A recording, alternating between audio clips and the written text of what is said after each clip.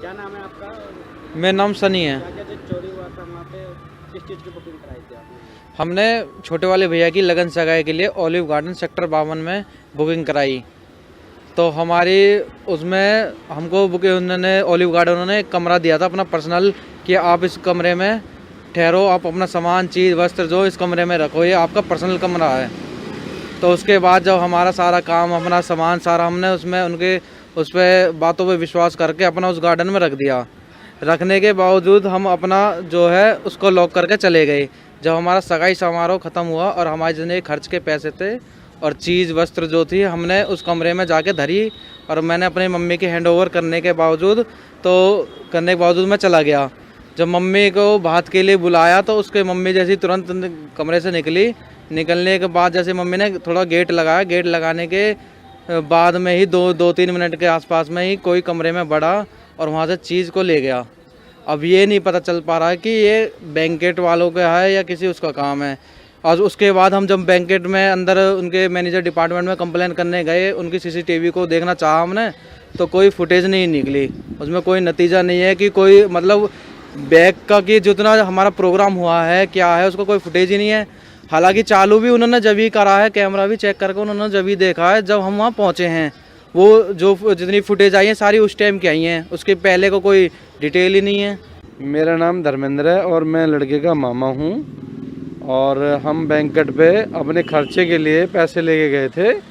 तकरीबन 4.5 लाख रुपए उसमें था और हमारी 2 से 2.5 लाख रुपए की ज्वेलरी है।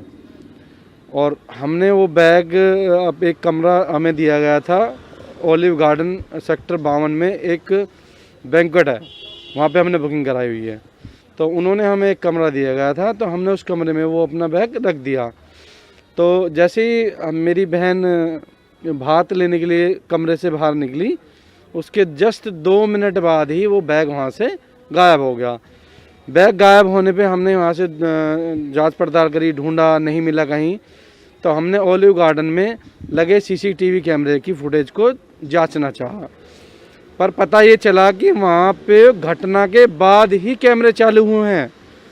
घटना से पहले कैमरे चालू ही नहीं थे। और मेरी वाइफ ने एक वेटर को धमकाया, उसको बोला कि वो सर्विस सही नहीं कर रहा था।